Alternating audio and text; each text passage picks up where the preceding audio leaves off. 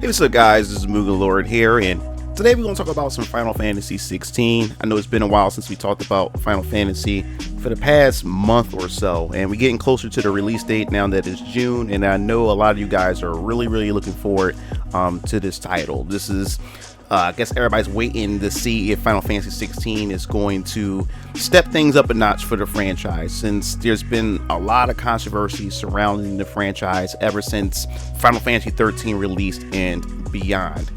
So, what are we going to talk about today? Well, it appears that allegedly that Square Enix is panicking over Final Fantasy 16 pre-orders, that is not meeting expectations.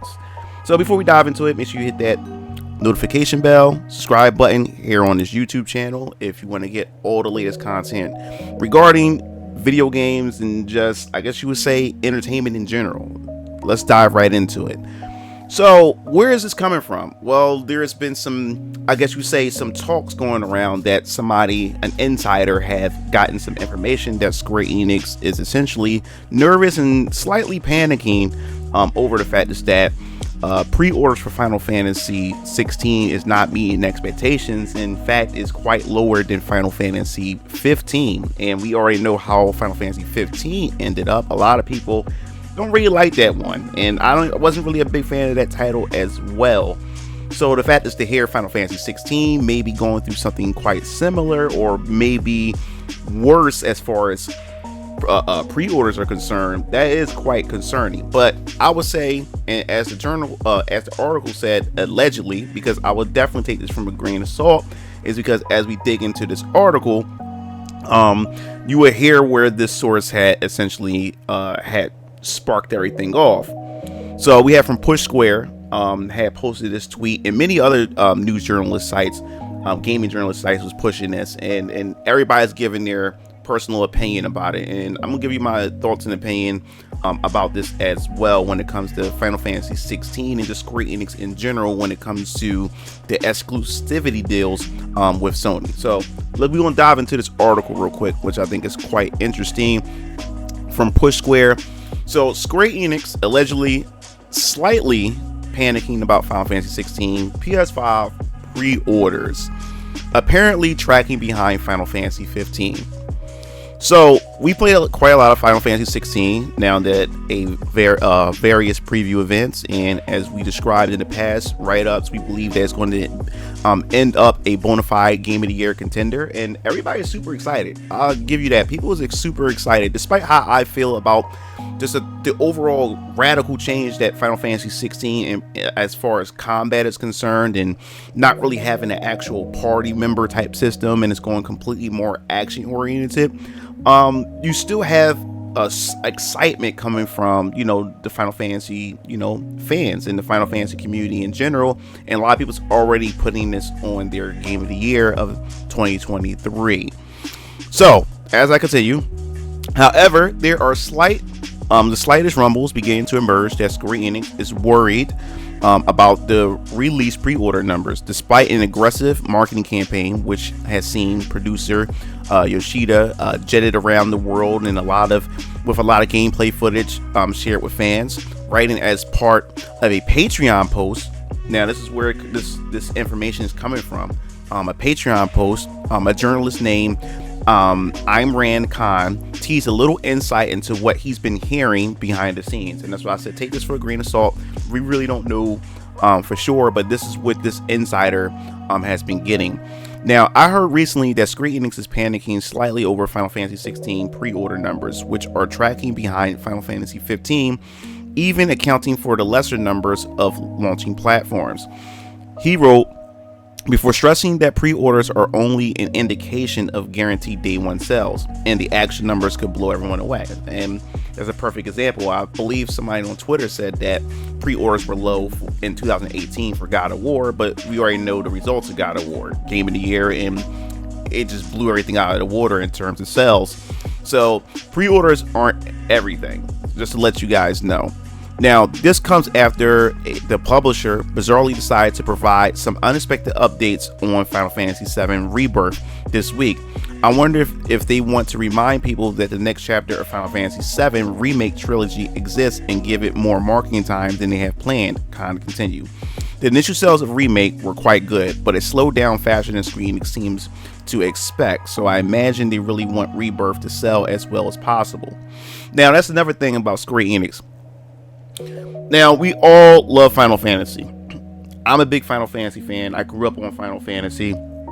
And us as Final Fantasy fans, when Final Fantasy come out, and when we love it so much, we just say it's the greatest thing that ever just hit the gaming market, or for as far as JRPGs are concerned.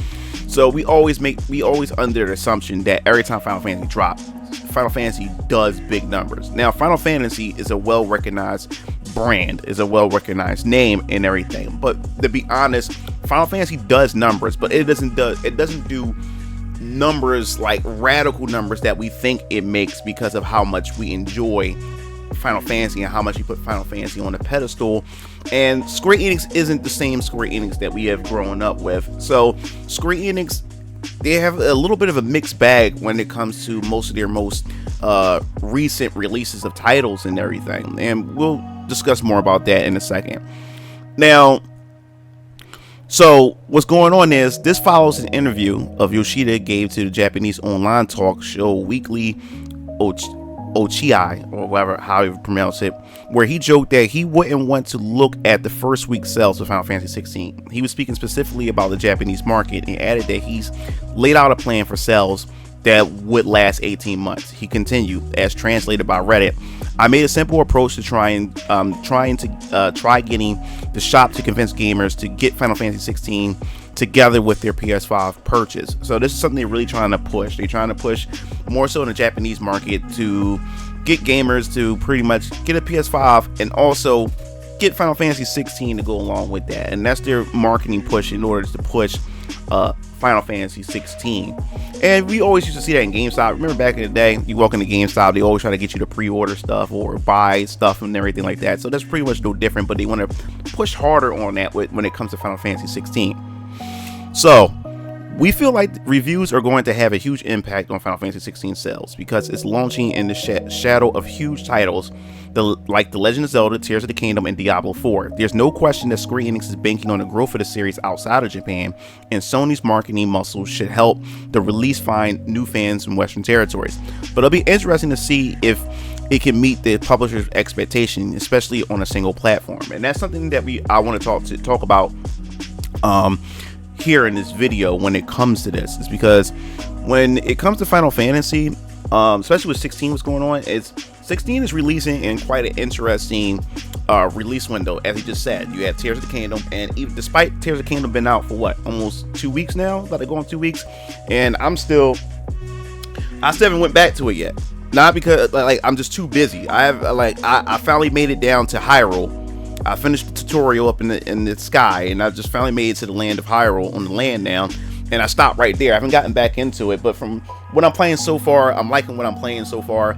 But I'm constantly seeing on Twitter, people are just loving the hell out of The Legend of Zelda Tears of the Kingdom, and it seems like that this game, Legend of Zelda Tears of the Kingdom, has some legs on it, that people's going to be playing this for weeks to come, even down to the release of Final Fantasy 16. It's kind of like how movie releases are, how you have Super Mario Brothers. Like Super Mario Brothers was just selling numbers, even leading up to Guardians of the Galaxy. It was still doing numbers, which Guardians of the Galaxy 3 was something that most people's anticipating as well. The same thing that's going on with gaming. Then we got Final Fantasy 16 coming. Legend of Zelda Tears of the Kingdom is still moving, and now 16 has to deal with Diablo 4, which is another anticipated title that everybody can't wait to get their hands on. And my brother's been talking about Diablo 4. I'm considering giving Diablo 4 a try and everything. So now gamers have to really make a decision what they want to do when it comes to where they want to invest their time. If they want to invest their time in Legend of Zelda Tears of the Kingdom, or they want to put their time in Final Fantasy 16 or Diablo 4. So that's a big challenge that Yoshi P and Square Enix really have to go deal with.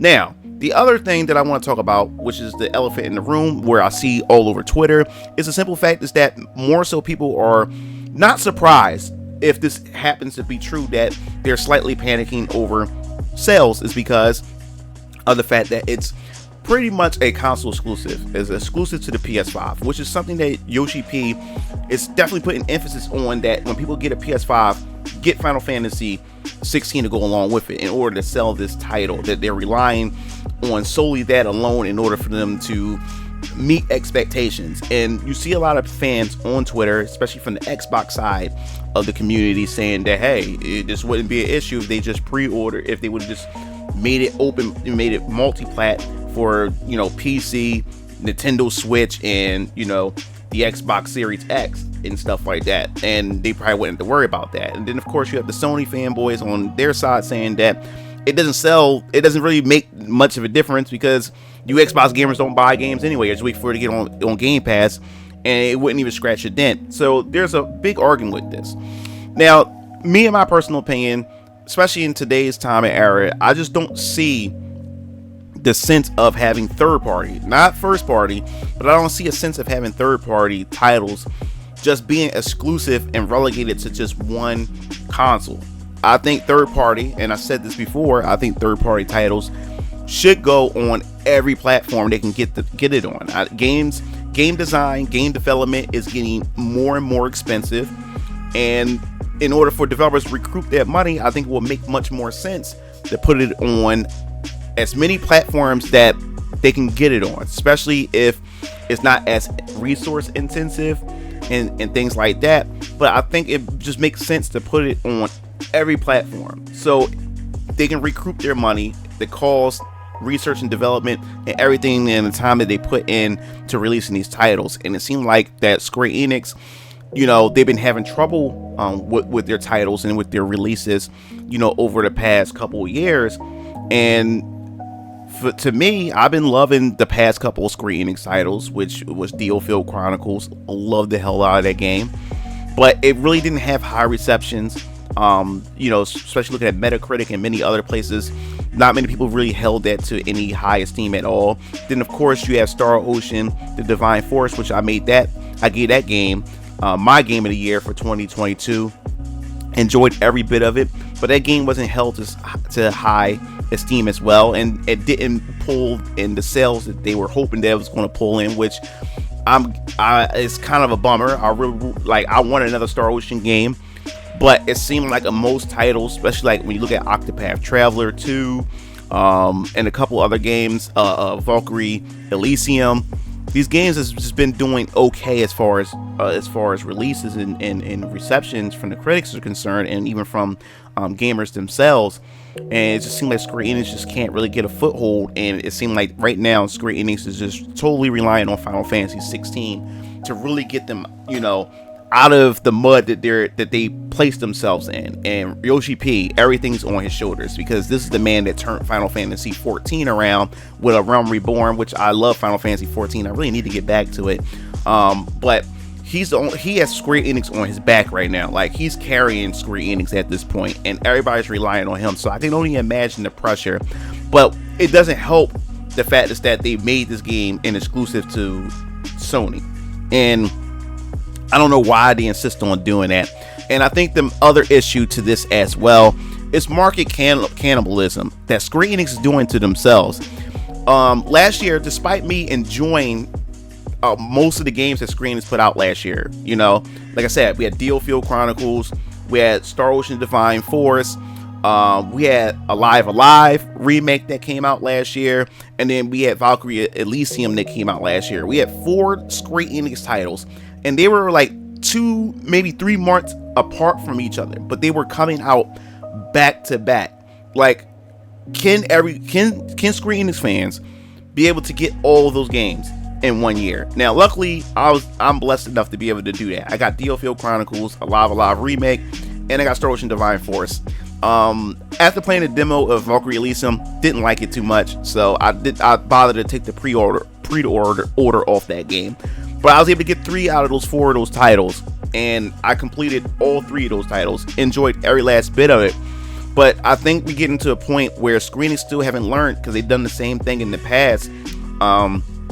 With Final Fantasy. After Final Fantasy 7, they was already working on 8, 9, 10, and 11. 4 Final Fantasy games back to back they were working on, and then Final Fantasy Movie Spirits with them. It was just getting ridiculous, and they started spreading their resources and spreading their finances thin, and that really caused them to go on the verge of bankruptcy because of that. So we looking at this right now. We're just now getting off. We about to embark on the release of Final Fantasy 16, and they're already talking about Final Fantasy 7 Rebirth, and they're talking about it's supposed to come out this winter. Now, people thinking that this winter means this year, but remember, winter starts, I believe, it starts in like December or whatever, and goes over into February. So that could also mean January or February of next year. We don't know, but for the simple fact is that right after we get finished the marketing for 16, we definitely want to get right into the marketing and everything to Final Fantasy 7 Rebirth. So will there be a clash? Are players waiting and say, you know what, I don't really know much about 16, so I'm going to wait and hear what others got to say and just go for something I'm already familiar with, which was the Final Fantasy 7 Remake trilogy. And then I've been waiting for Rebirth, so I'm thinking that fans may be holding back on 16 and just waiting for 7 Rebirth and information on that before they make the decision to get 16.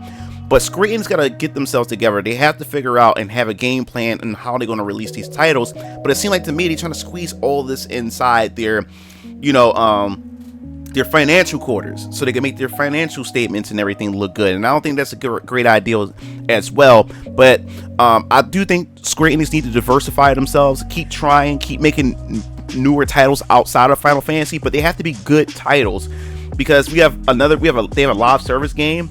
That's kind of like Splatoon. It deals with foam. I can't remember the name of it. It's off the tip of my tongue right now. But that's something else that they're working on. But I think Square Enix got to focus on quality rather than quantity. But they definitely need to do things just outside of Final Fantasy. But they got to put a lot of time and effort. We still don't even know anything about Dragon Quest 12 just yet. So I don't know. Are they panicking? I definitely want to hear your thoughts in the comment sections below when it comes to Final Fantasy 16 and Square Enix panicking about pre-order sales. Do you think it's going to be just fine? Are you looking forward to Final Fantasy 16? And in my next video, we're going to talk about Final Fantasy 7 Rebirth, because some new information came out about that. But overall, what are your thoughts on this? Before I log out, I just want to say, make sure you hit that like button. It definitely helps me out in the algorithm. And you guys have a really good day. This is MugenLord signing off. I'll see you Game Fiends later. Peace out.